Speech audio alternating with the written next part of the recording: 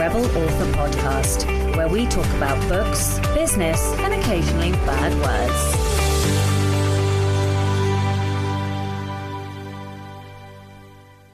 Hello, Rebels, and welcome to episode 166 of the Rebel Author Podcast. Today, I'm super excited because I am talking to a Storycraft legend, John Truby. And we are going to be talking all about his new book, The Anatomy of Genres. But first, to last week's question, which was, what should you be doing that you aren't? Aaron F. Huston said, writing words for Nano. And Genevieve Scholl said, what I should be doing, self-care. I have this toxic idea that I'm not allowed to take time for my self-care because I have so many responsibilities that I need to work on no matter how long I've already been working on things or how tired I am. And doing things like watching a movie, reading a book, taking a nap is a waste of time. This is so tricky because, of course, if we want to continue caring and delivering on our responsibilities, then we have a responsibility to ourselves to make sure that we are taking care of ourselves and enabling ourselves to have enough energy to do all of those things and all of those responsibilities. And yet it is this perpetual problem of not feeling like we should get that time or we haven't earned it because we haven't delivered or finished delivering all of our responsibilities. So it's a very tricky balance, and I do understand, and I definitely as a parent get in that cycle sometimes too. Okay, and kind of on that train of thought, this week's question is, what self-limiting beliefs do you have? Now, the reason that I am asking this question, I'm going to tell you in the update, because there is a reason I'm asking this question. The book recommendation this week is Story Genius by Lisa Cron. Now, this book has been on my to-do list, my to-read list for fucking ever, literally forever. I mean, I've owned the book for years and I just haven't got around to reading it. And it came up in a conversation, I can't remember who with or when, but recently. And so I decided that because I've been listening to quite a lot of audio of late, that I would pop it on audiobook, even though I own the book, and lo and behold, I got through it very quickly. So and I really loved it, and I loved in particular her focus on understanding like the protagonist's motive and their desire and why, and I thought it was great, and I think I probably will re-listen to the audio at some point. And isn't that strange? I find it easier to re-listen to audio than reread a book. So weird, isn't it? Anyway, tangent. Right, so on to my personal update then. First, before I dive into my own updates, I just wanted to remind you that I am hosting a Black Friday whopping discount, in that all of my books and all of my courses are 30% off right now, and you can use code BLACKFRIDAY30 to get 30% off. And so that includes the Villains course and the Anatomy of Prose, the Senses course, and obviously all of my books if you buy direct. So I'm going to put the books link and course link in the show notes, and I have also collated a giant blog post of all of the Black Friday deals going on right now, one of which I've taken up personally. So I have had a subscription to Pro Writing Aid forever. I adore them. As you know, they are one of the show's sponsors, and I have just purchased the lifetime, what's it called? Lifetime account? I don't know. Lifetime subscription, whatever it's called. So I paid the big amount, and that's the lifetime subscription now. So there are also deals. Jenna Moresti has got a discount on her new craft book, Shut Up and Write the Book, which I've read, and it's fantastic.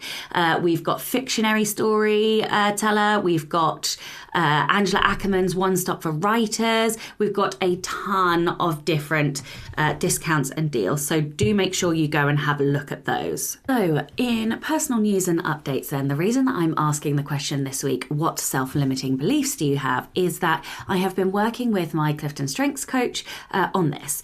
And one of the self-limiting beliefs that I have discovered, I will explain right now for you. So I sent off my secret pen name book to my critique partner, and I said to them, take, whatever, however long you need to read it, because I hadn't at that point set a launch date.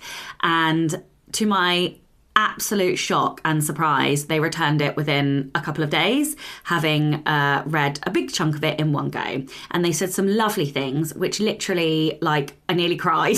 I was so happy to hear those things. And but what it taught me is that I expected to have to rewrite a lot of it, and actually a lot of the stuff that I've got to do is quite surface level, just minor tweaks and sort of changes, really small changes, which was incredibly surprising. And I realised that I thought, because I'd written this book fast, that it was going to be crap. And so obviously, I had a self-limiting belief that fast, or even an unconscious bias, that fast books equal bad books. And actually, that's not true. And the reason it's not true is because you don't read a book that quickly if it's bad. You just don't.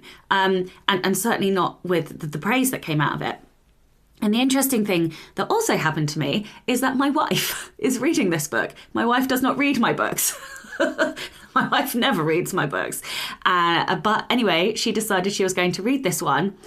And she has also powered through the book and has also said that despite it not being her genre, it might even be one of her favourite books ever. It might be her favourite book ever. And she has mentioned a number of things, like she, at work has pulled it out to read on her breaks and stuff, which is just unheard of for her. So, and I'm not saying this to toot my own horn, because God forbid I should be anything other than modest as a Brit, but obviously I didn't fuck it up. I mean, I can't have fucked it up, right? I know this is a very small pool of feedback, but I'm feeling pretty good. And I feel like for the first time in a long time, my confidence isn't shot. And I know you guys probably think I have loads of confidence, but I actually don't. And so, yeah, I'm actually feeling really quite lovely. And I think I feel lovely because I wrote this book in complete isolation with no input from anybody. I didn't talk about it. I didn't really tell anybody what the plot was. I just did it. And it was like the most me book I could possibly have written. And as a result, and I wrote it really quickly. And this is still the surprise to me. I know I did loads of work on like prior to putting the first word on the page, but I'm still trying to reconcile having written a fast book well. And look, I put my hands up. Like I must have had this unconscious bias that fast books were bad books, but it is wrong. That is wrong. So I was wrong. Hello, hands up. Me, Sacha Black, was wrong. I know, it's like the only time you're going to hear me say this. But yeah, so this has been a bit of a revelation to me, and I'm probably going to get slated now for having said all of this on the podcast. But look, I like to be honest, and I like to show you that I am a human, and I'm still growing, and I'm still making mistakes and learning. And so I guess, I have proved myself incorrect. And as a result, I'm extremely excited to get this book out onto the market. I might stop talking about it because it is annoying to talk about something that you can't really talk about. I appreciate that. I get irritated when... well, I don't know. Do you want to hear about the progress of it, even though you won't know, like, the pen name and stuff? Because I could tell you, like... how it goes creating a new pen name and trying to do all the lists and all of the things.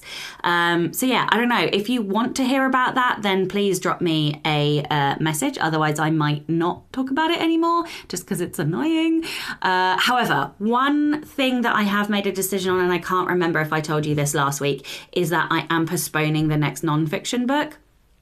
Not for huge amounts of time, just for one book. So I'm going to write the book 2 in this group of new books under the pen name. I'm going to write that in January, and then from February, late February, I think it will be by the time I finish editing, I will be working on the next non-fiction. So it's only a small delay, especially because we've got Christmas in the way, but it is a tiny delay. And the reason for that is because if I want to give this new pen name the best shot, I need to have more than one book out. So that is what I'm going to be doing. In other news, it's a big news week. Well, big personal news. I have finished the audiobook, thank God, of The Anatomy of a Bestseller. And I am so freaking excited to get this book on the market. I got to play and do more voices in the book. So I really enjoyed it. Although I apologise for my Gollum voice. Fucking hell. Oh, God. When you write a book, you do not think about the consequences of having to fucking narrate it.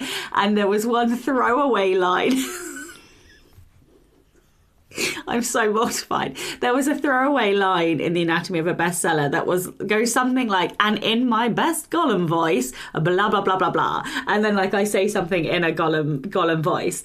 And so I've had to narrate this book and do a Gollum voice. And it's fucking awful. Oh, so if for no other reason, I think you should buy this audiobook just to listen to my terrible Gollum voice. All the other voices are fantastic, even if I do say so myself. But the Gollum voice is fucking mortifyingly bad. Anyway, I would still love it if you buy this audiobook. So where am I with it? Right, so it is with my proofer.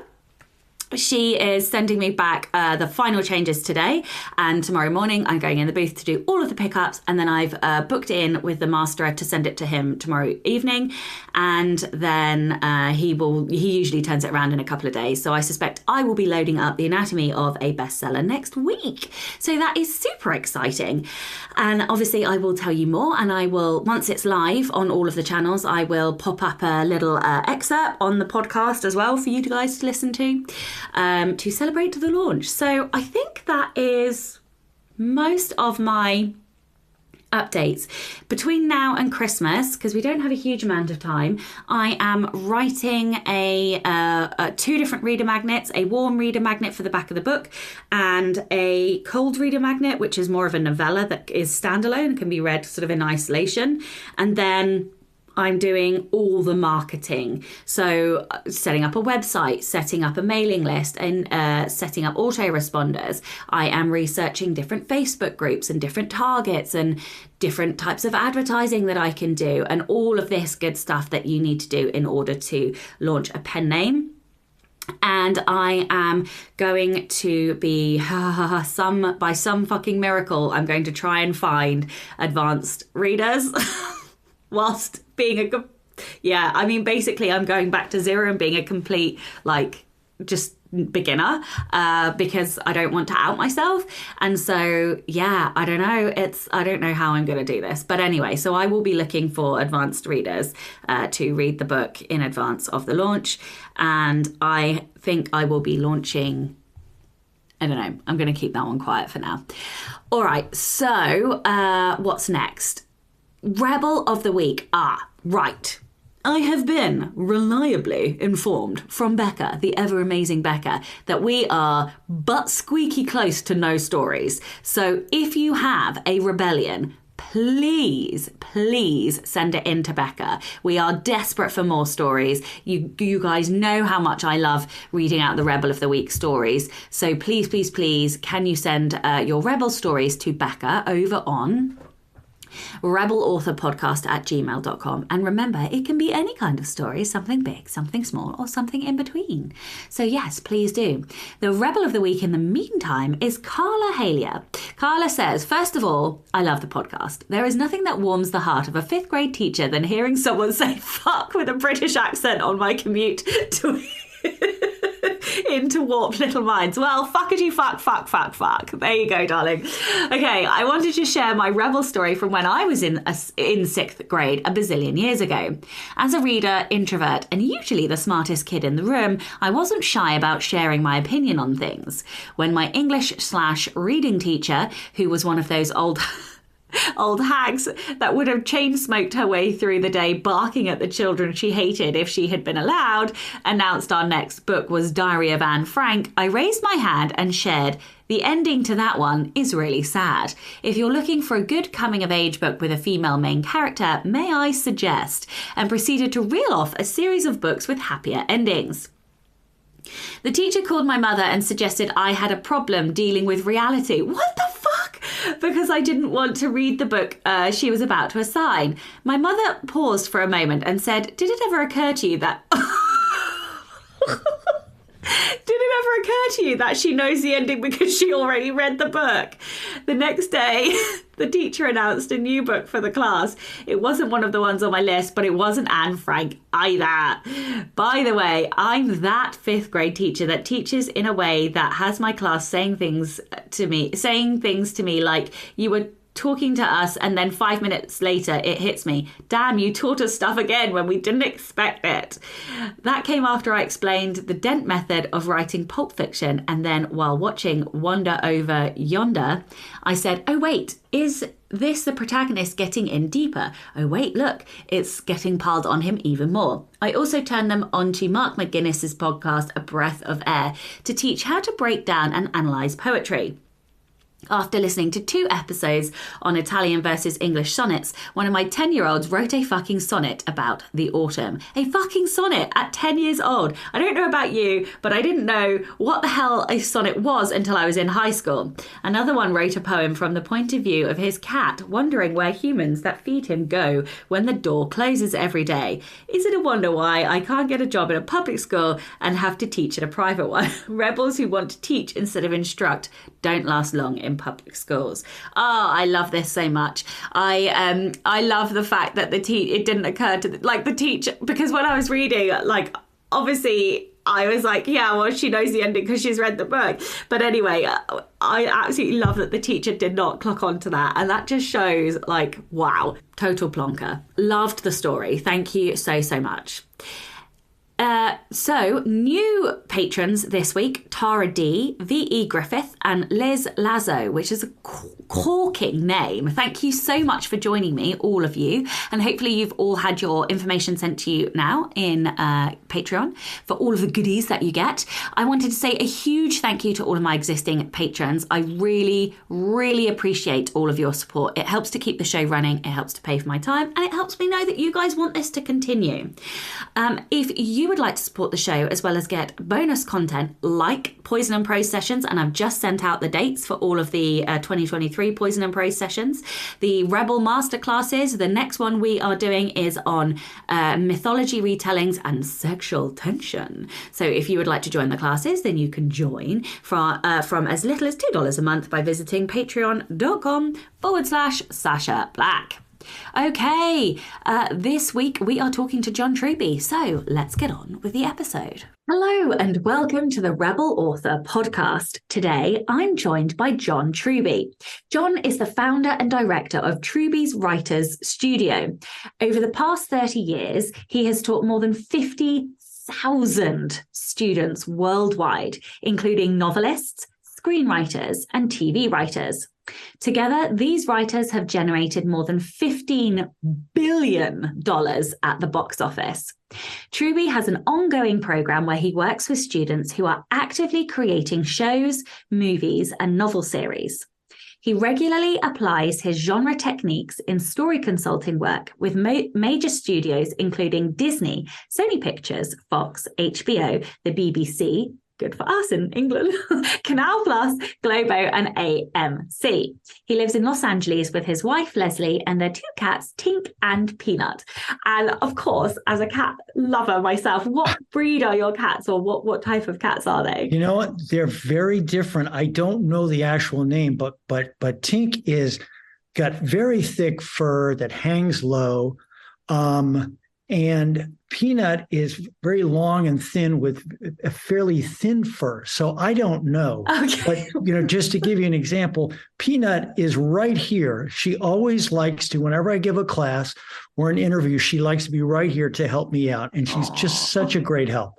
Oh, we got 2 kittens last week, and they are both rag dolls, and they're brother and sister, and one of them sits on my desk all day, and the other one, so this one likes to sit on the desk, but doesn't necessarily want to be on your lap or necessarily to be stroked, but always wants to be close to you. And the other one loves a stroke, but doesn't want to sit near you. So she will sit on I've got a big chair over here, and she'll sit on the chair over there, and wants to be stroked. But then she's like, oh, go away. I'm done with you, human. Yes, yes.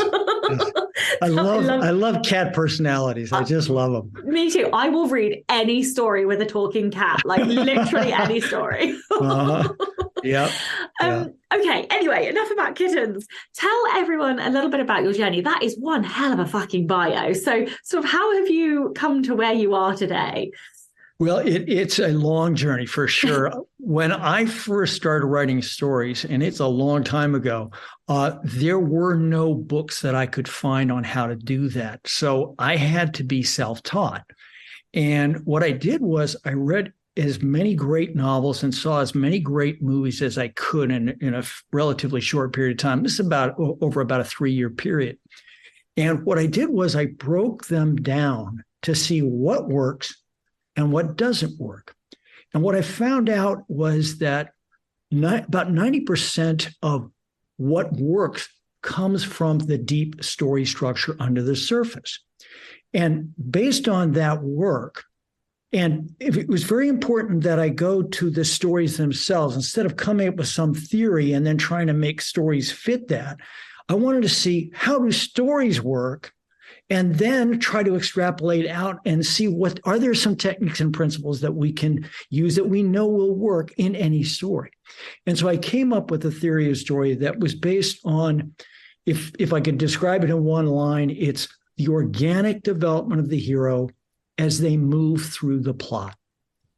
And then I translated that overarching idea into specific practical techniques. And I began writing stories and helping other writers write their stories.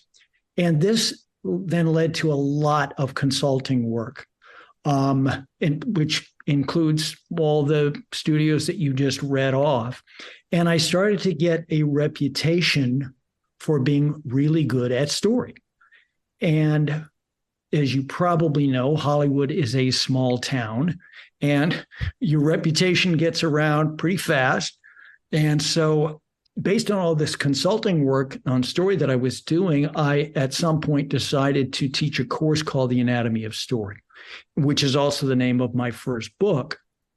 And that course just caught fire because there is such a thirst out there worldwide. And I've taught this course all over the world.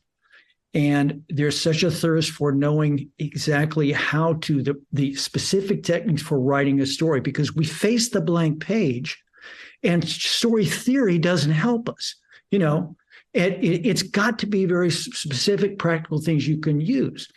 And so that's why so many students have taken the course and they've done so well.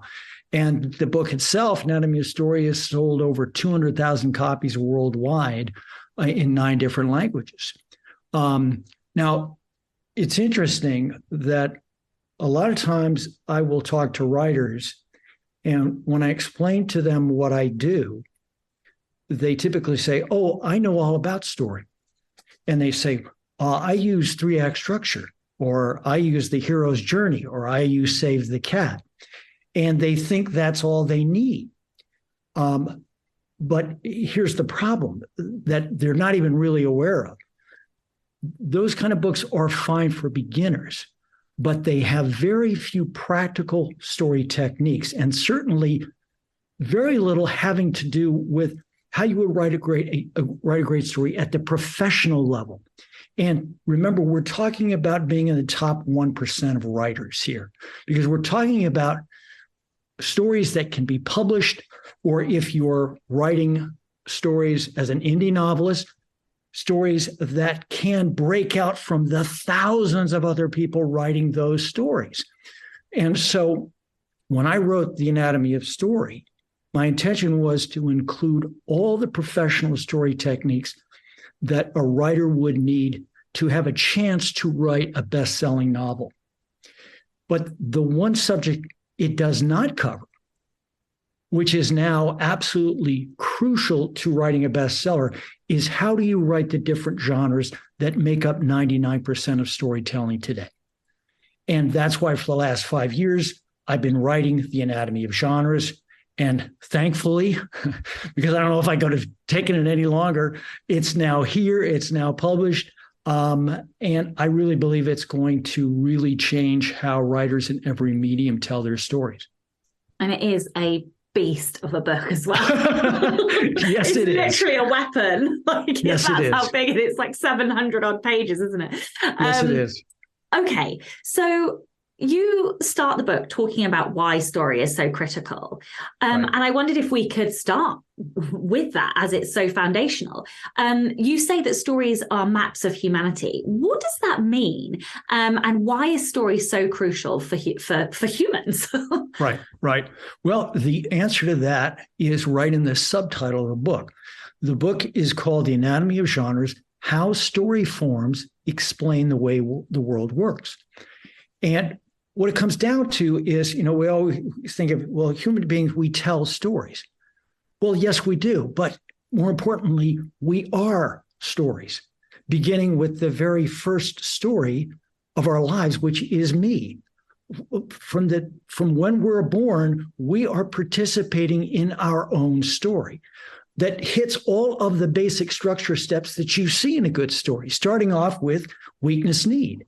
It is our initial one, since we have no psychology at that point.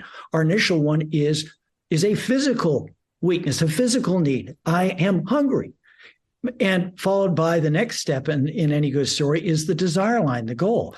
And that is mother's milk, And so if I can put those together, now, as we get a little bit older, we start to parse things out, and we start to see that there's certain people who are my allies, and there are certain people who are opponents to me.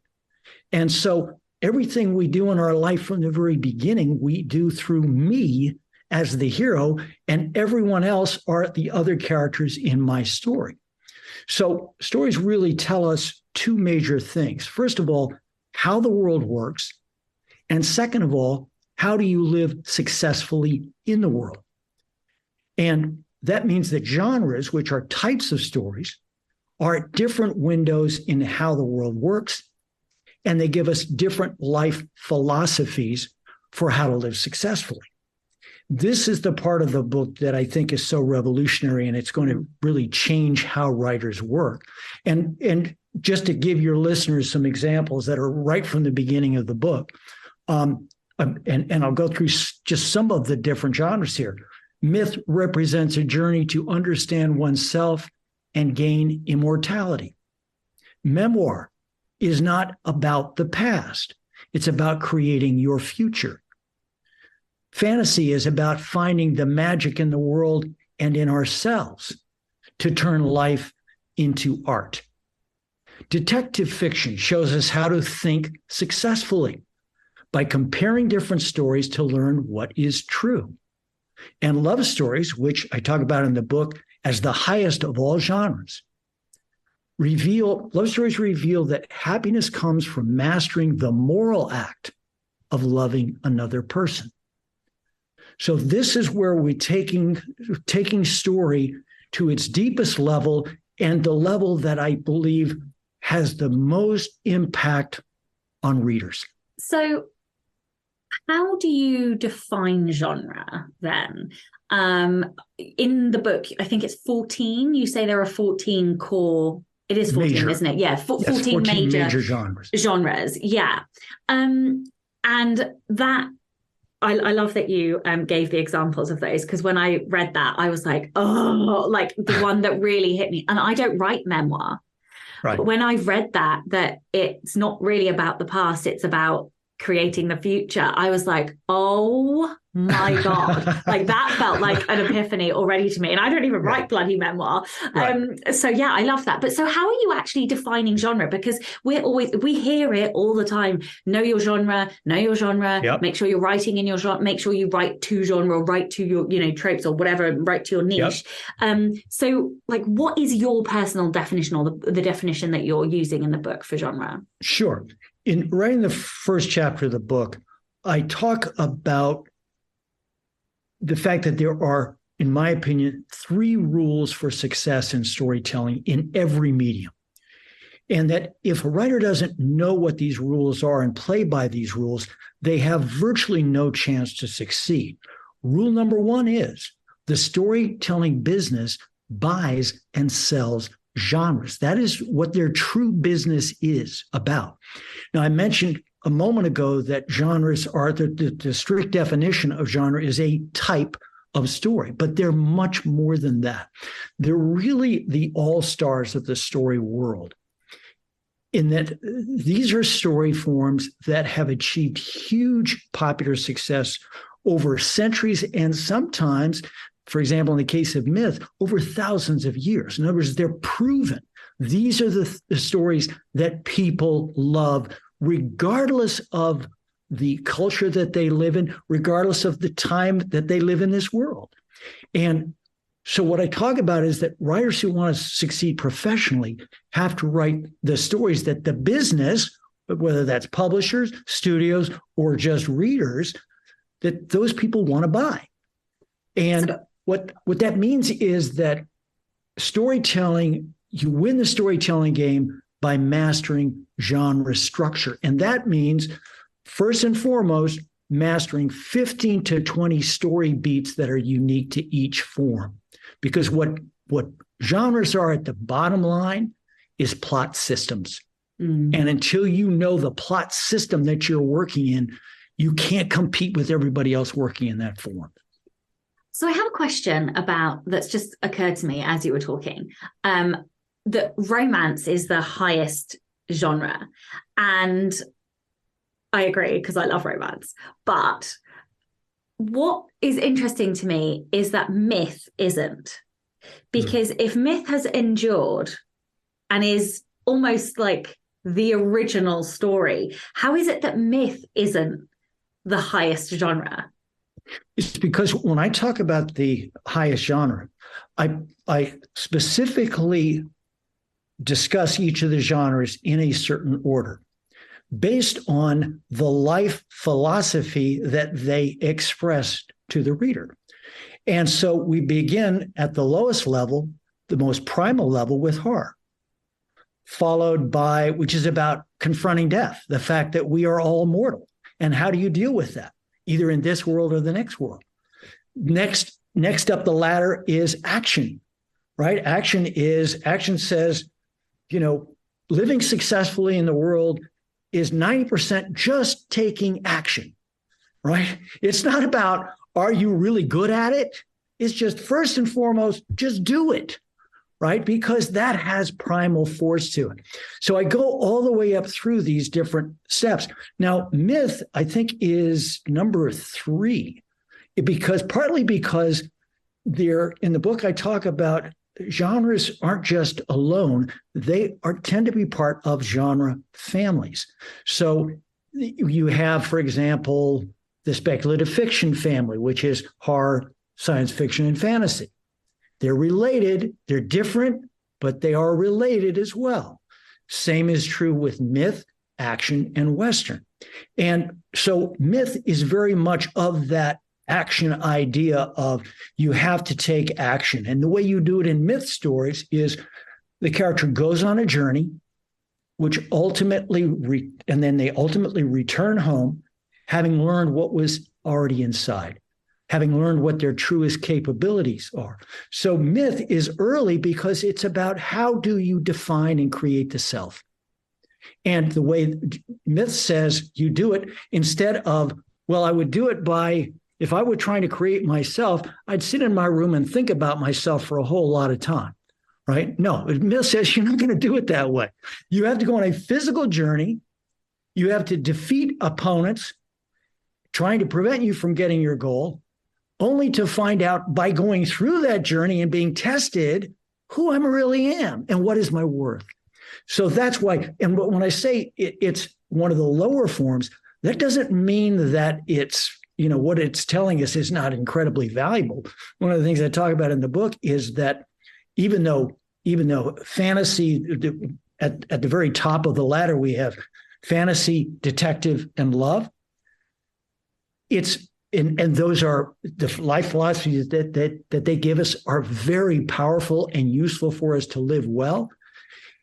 The real deeper message of the book is you need all of these life philosophies because they all give us a different aspect of living that, you can really master the art of love. But if you can't deal with your own mortality If you cannot face the sins that you have committed and you have not paid for, then it's not going to matter. So all of these different genres and the themes that they give us are necessary for a complete, rich life. Okay, and I think that's a great segue because I asked my patrons what they wanted me to ask you. And a lot of the questions circled around the same kind of question. So I'm just going to wrap all of these together. Sure. Age-old device for writers is to stick to your lane. Yep. Write in your genre. And two patrons, so Yanni was the first one who said, is there a limit to how many genres you can cross without muddying the concept of your book? And I know that in your book, you specifically state that you should be mixing genres, and you talk about Star Wars a little bit there when you do that. But I actually think that's going to come as a surprise to a lot of people because we are told to stick to our lane. And the other patron, Shane, asks, how closely do we have to stick to genre tropes and conventions in order to be commercially successful? Is there room to maneuver? So I just wondered if you could talk to that.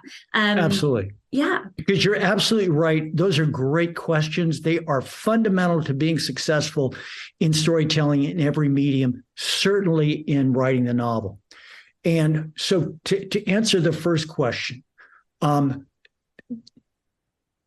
you do have to be careful in terms of mixing genres. I would say the limit is anywhere from 2 to 4 that you can mix. And there's two cautions with that. First of all, they have to be right for the story idea. We don't just throw in a genre because, the love interest would be really helpful for getting readers. No, it's got to be right for the idea. And the second is that you have to be really good at writing them. And writers don't understand how complex these story systems are. They've been developed over hundreds of years where they worked out the kinks in the system. And so they're really, really tight forms and with a lot of elements going on.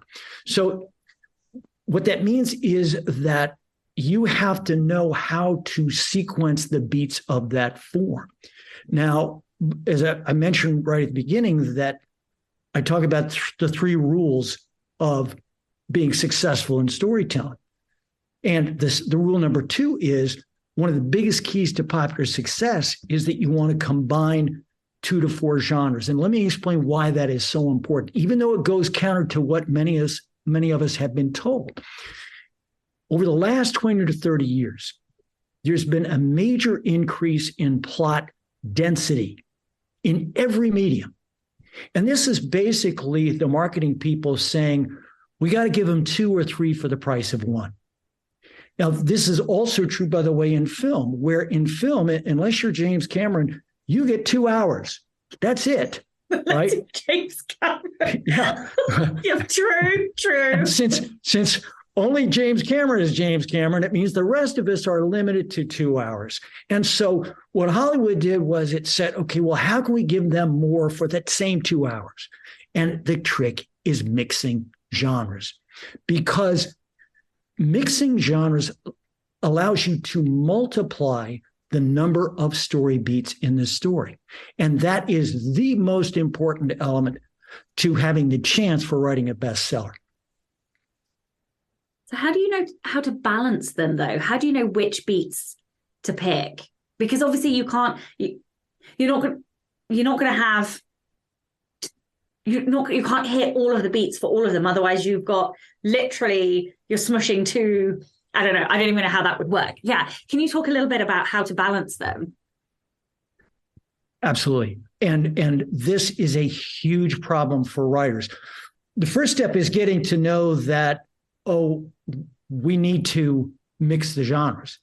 But then when they try to do that, they run up to a massive problem, which is if you don't know what you're doing, you get story chaos, because you're mixing all these genres, which each genre has its own hero. So if you're mixing a bunch of them, you have too many heroes, too many opponents, too many desire lines, too many story spines.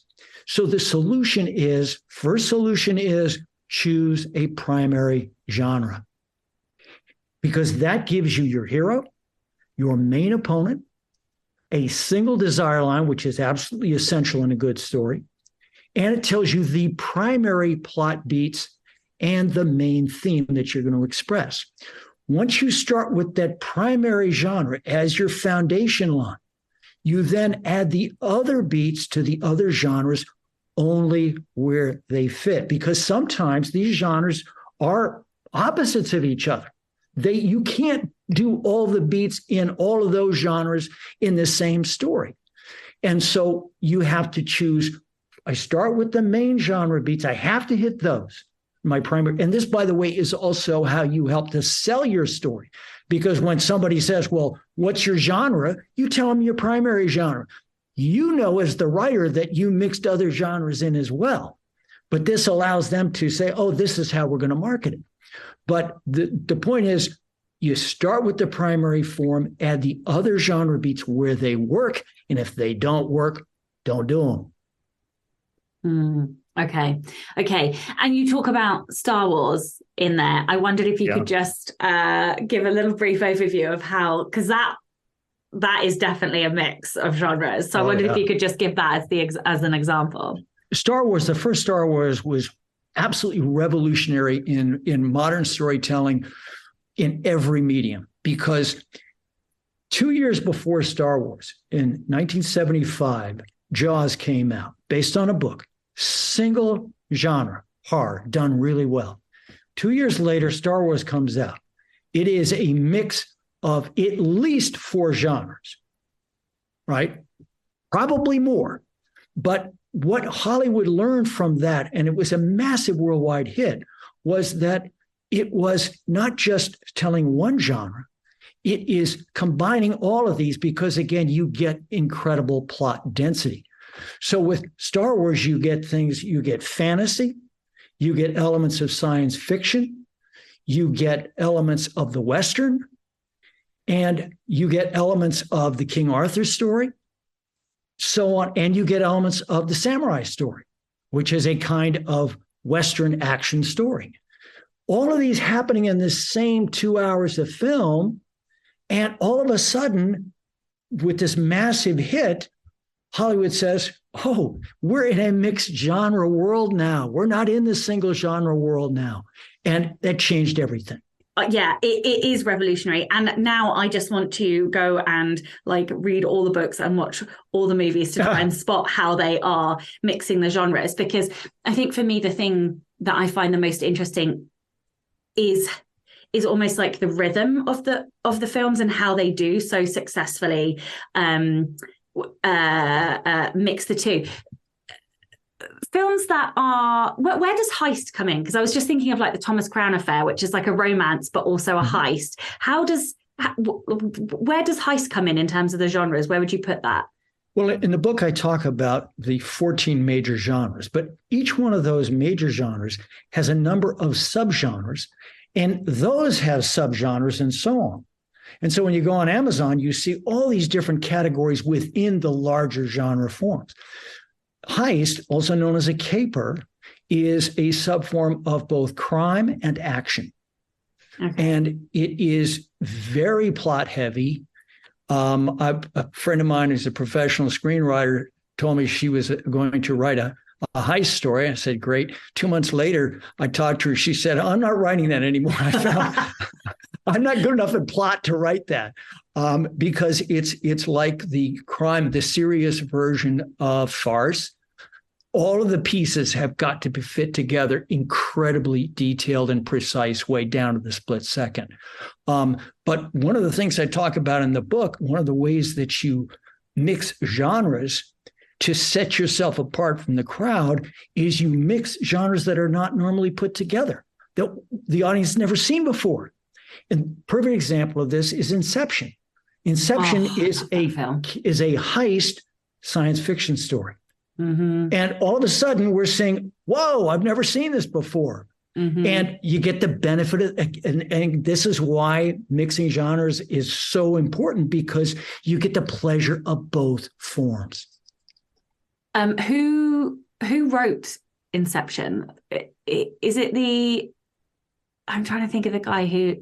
The brothers. I believe It's not who I thought it was. I thought it was the guy who wrote Tenet for a second there, but and he wrote Interstellar as well, I think. Yeah, yes, it is the same. Oh, it is the same guy. Yes. Yep. Oh yeah, he has done pretty much all my favorite movies. I can't remember what his name is now off the top of my head. He and his brother, and they've written together. Also, they did The Dark Knight and so on. They are masters of mixing genres. Yeah. And this is why they are both, again, one of the things I've really emphasized in the book is that this isn't just about writing a story that's super popular. It's also writing a story that's great. And if you know your genres, and this really brings up rule number 3, which is the way you stand out from the crowd. And one of the major ways that the entire storytelling business goes at this time is you must transcend your form. And that means a number of things. And I talk in the opening chapter about there's 3 ways that you do that. But one of them, the first way, is that you play with the beats, you bend the beats, you do the beats in a unique way that we've never seen before.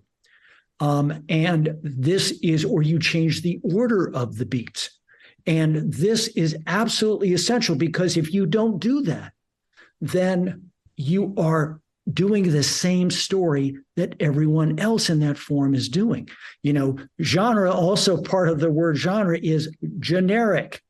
And we want to write a genre story, but we don't want it to be generic. We want it to be so unique that only you could have written it. And that way your reader gets to have their cake and eat it too, which is they get the love of the beats of the form they love so well, but they also see those beats done in a way they've never seen before. And that's delightful to them. And they say, yes, that's what I wanted. Oh, I love this. It makes me want to be a better writer, which I think is the point, right? That's the point of the book. Yep. Yeah, exactly. Okay, so how do you see tropes then? So like, to me, a trope is like enemies to lovers or fake dating, for example. Like, how do tropes play in for you to genre? Is it just... Yeah. Is a trope a mini micro sub niche, or is it a tool or a device, or how do you see tropes interplay with genres? Well, it brings up what I consider one of the biggest misconceptions in story, which is a misconception about tropes. And when I talk about this, it's not just a semantic thing. It's really fundamental. And I think it's really crucial for writers to understand this distinction. Tropes are individual story units. They're unconnected to each other. And what many writers mistakenly believe is that you just grab a few tropes that, let's use this one, and then we can grab that one, and so on. We put them together, and we're on our way. Big mistake. If you write that way, I believe that you reach 1/10 of your true storytelling ability.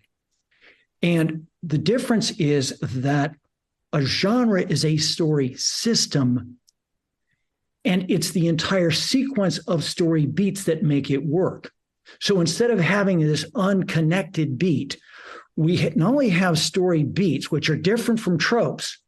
A story beat is a plot event with structural power, with structural importance.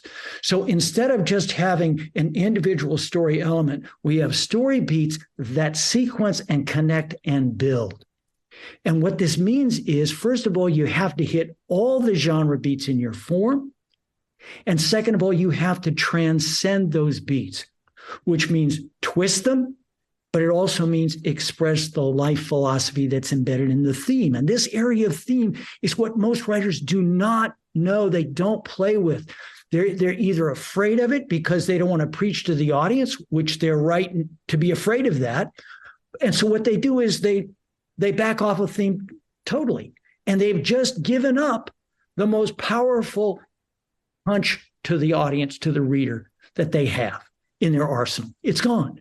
And that's why I say that in Rule 3, and this is why in the first half of each chapter, I go through all of the beats of that genre in sequence. Then in the second half of the chapter, I talk about how do you transcend this particular genre. Both how do you twist those beats, And what is the life philosophy it's expressing that you need to get into the structure of your story? And,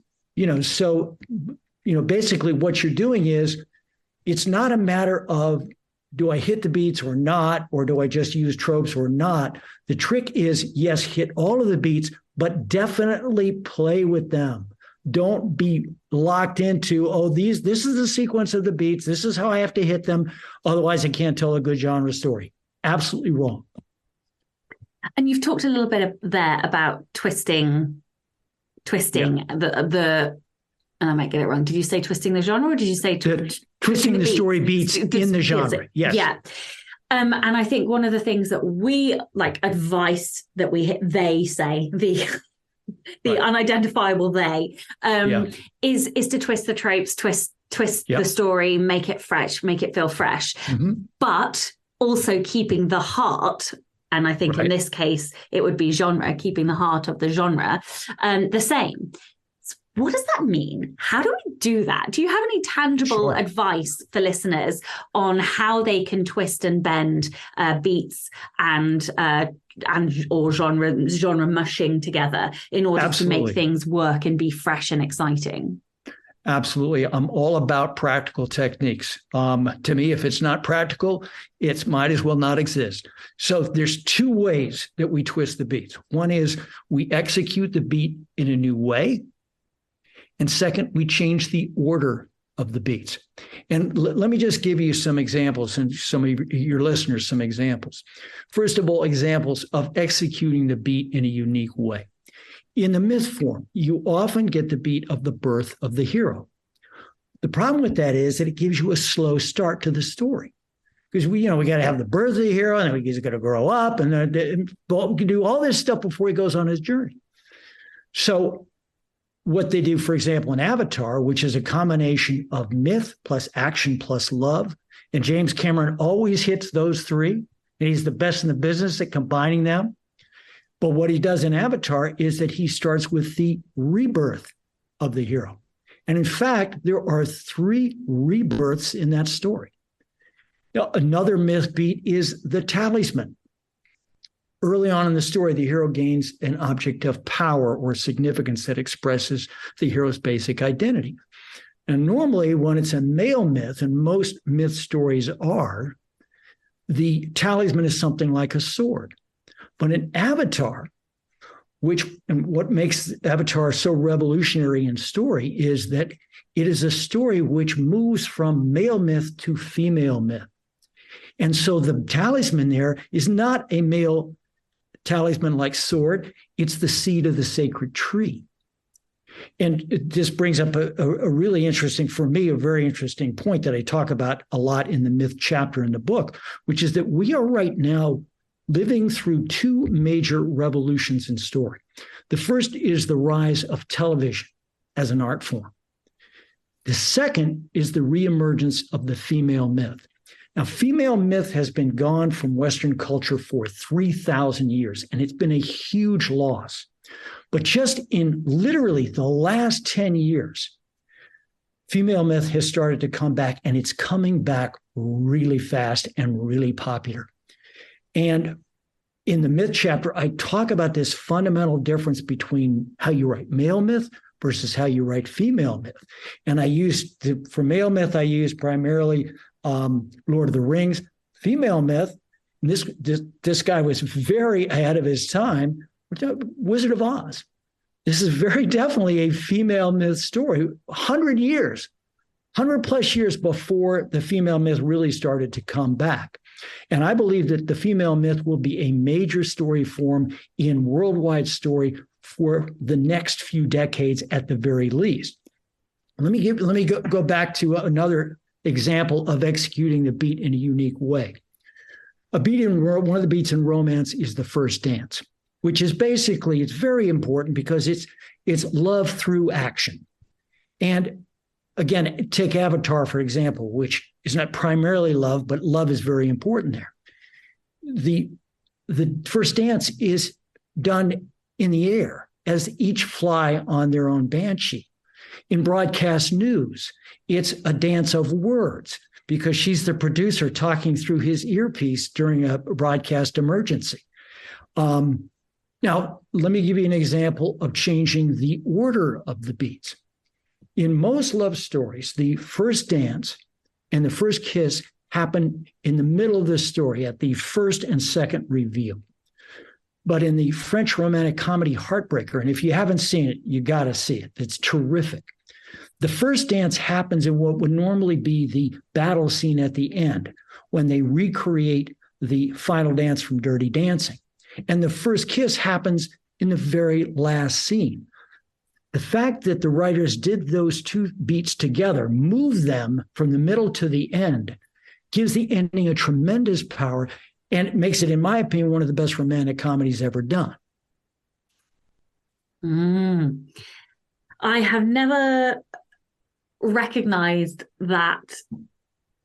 So like I'm so, my mind is like racing because so I often use tropes. Like for me, tropes have plot structures in them. Like there are certain beats that you have to hit. But I never thought about changing the order. And it's just, I'm almost annoyed at myself because like, of course, like we don't, too often we are told this is the way that things work. This is story structure. Right. This is, and then we get told that and we stick to it and we cling to it. And actually, of course, one of the ways to make things fresh is to change up the order, as long as you're still hitting the beats. And I suppose that is probably like the heart of a time travel story, because they mess up order and structure all of the time. So yeah, I'm frustrated with myself that I didn't ever think that you could I need to go and deconstruct something now myself. I need to understand how they're doing it all. Okay. So in your book, you do go into great depth on the 14 main genres. But of course, we do not have time to go through 14 genres, much as I would love to. So I wanted to ask 3 questions about 2 genres. Sure. And it was tough choice, really, because I know that we've got a wide range of writers who listen to the show. But I've decided to ask about sort of fantasy and romance. So the first question is, are there, and so all 3 of these questions apply to both fantasy and to romance. So the first question is, are there any mistakes that we should avoid that would be seen as really core mistakes to a fantasy or to a romance? Do you want me to tell you them all, or shall we go one by one? Why don't tell me them all, and then I'll just go through them for each genre. For each one. Yeah. Okay, great. So what mistakes should we avoid? What should we focus on to really make our fantasy or romance the best story or the most appealing story to readers of that genre?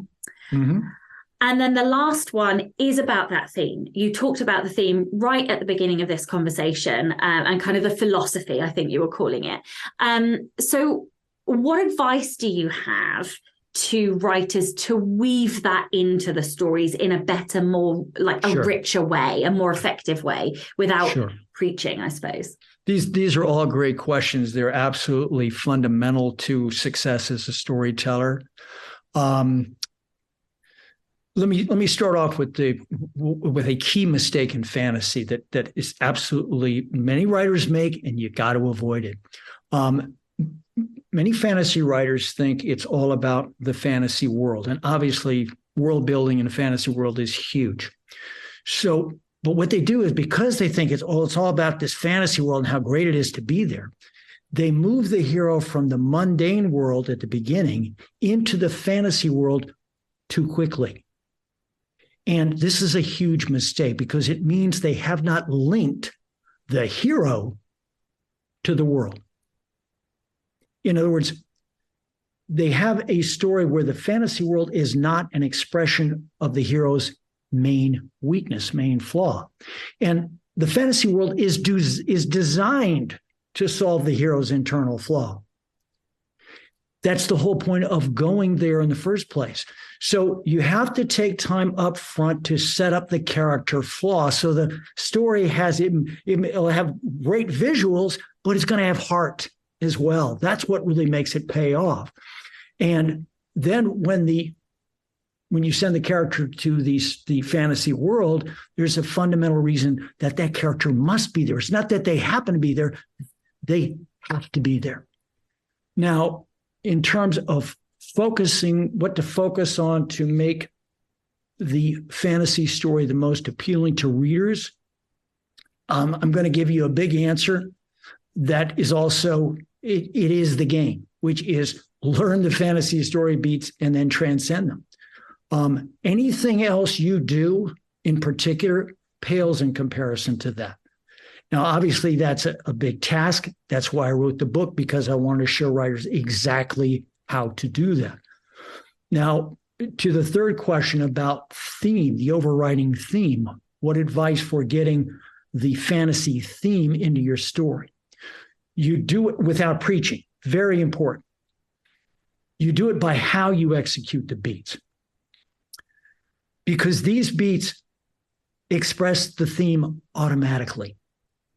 They do it through the story structure, so you don't have to preach to your readers in dialogue. So, as I mentioned about fantasy when I was talking at the beginning of our talk, fantasy is about finding the magic in the world and in ourselves to turn life into art. And that means that the character has to overcome regimen and a strict way of thinking so that they can live with spontaneity and freedom. That is the overall thematic movement and character change that your hero should undergo. And if you express that in the structure of the story through the beats, you will transcend the form and you will set yourself apart from all those other people. And there's a lot of them, as you know, who are writing fantasy stories. Now, what about romance? For mistake, let's again, and I wish we had more time because there's so many cautions that I want to give writers about these forms, but we don't have that time. But again, for romance, let's start with the setup of the story. And so much of the success of any story is found in the setup. And so many of the mistakes, and just by the way, for your listeners, when they're doing rewrites, if you want to find out 90% of the source of the problems throughout the book, go to the beginning at the setup and you'll find it right there. So for love stories, the love story is the only major genre where there are two main characters. And what many writers fail to do is they fail to set up the internal flaw of both characters. Now, love stories are about blossoming. And what that means is you want to make sure both characters start the story shut down. And they're shut down about love. They are unable to love in some way for some reason. Both characters. What that does is it means that by the end of the story, you need to make sure that both characters blossom, open up, because of the heat and light and love of the other person. If you can get that connection from the proper setup, it's a winner. It's a winner. Now, again, how you do that, make it appealing to the readers. Again, it's all about transcending that form.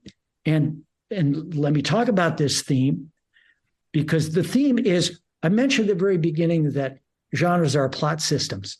They're also theme systems. And that's the part that almost no writers really grasp to the full degree of its power, because it makes all the difference in the world in your terms of your success. So for romance, it's not about the emotion of love, as many writers think, although obviously that has to be there. The reason love stories are the highest genre is because they give us the recipe for day-to-day happiness. And that means learning how to love. And as I mentioned earlier, love stories reveal that happiness comes from mastering the moral act of loving another person. And this is so, it's emotion. Yes, we have to start with that. That's got to be the foundation of a good love story. You got to have the spark. But what really plays out through the story in terms of the character change is both characters undergo character change by learning the best from the other. And that means, how do we learn to live together and be better as a unit, as a team, than we are individually? Yeah, and I'm smiling because I'm like, oh, yes, like, I love a love story. This is exactly why I love a love story. Yep. Yes, so we do. Yeah, like, and I'm like, oh, because they learn from each other. Of course they do. This is why I love romance. There is nothing that, for me, that is more, the tears come when you see when the writer has been able to show two people find that thing together through struggle. It's just, the catharsis is intense. There's nothing to me more emotionally fulfilling than that, of any form.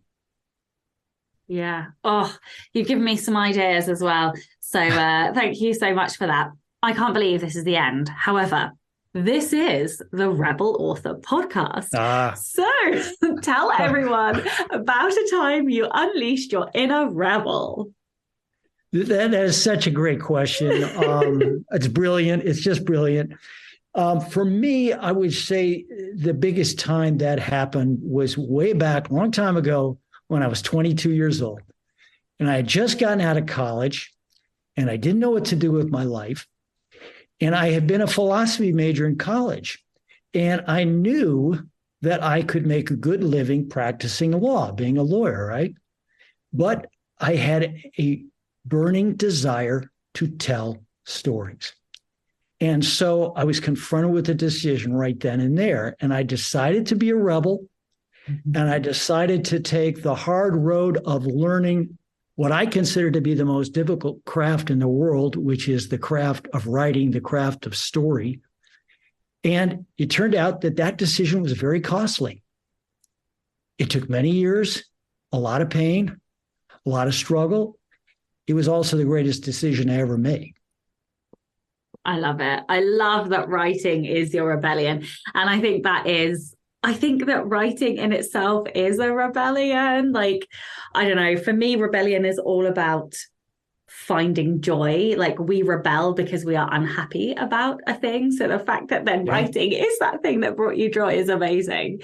Thank you so much for your time today. Would you like to tell everybody where they can find your new book, where they can find out more about you, and anything else that you would like to add? Sure. And first of all, thank you so much. It has been an absolute pleasure. I've just loved talking about this with you.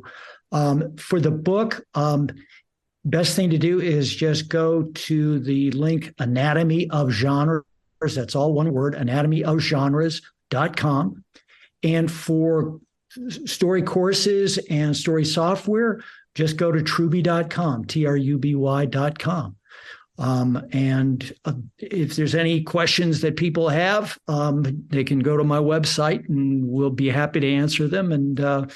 And hopefully this book will be part of, their library. And I hope that it gives them a tremendous amount of help in their struggle to master the craft of story going forward. I can't wait to get a physical copy so that I can scribble all over it and mark it up and sticky tab it. So thank you so much. And of course, a giant thank you to all of the show's listeners and all of the show's patrons. If you would like to get early access to all of the episodes, then you can do so by visiting patreon.com/Sasha Black. I'm Sasha Black. You are listening to John Truby, and this was the Rebel Author Podcast. Joining me next week is one of my currently favourite authors, Scarlett St. Clair. I absolutely adore her fantasy romance. So she wrote King of Battle and Blood and the Hades versus Persephone, A Touch of Darkness series.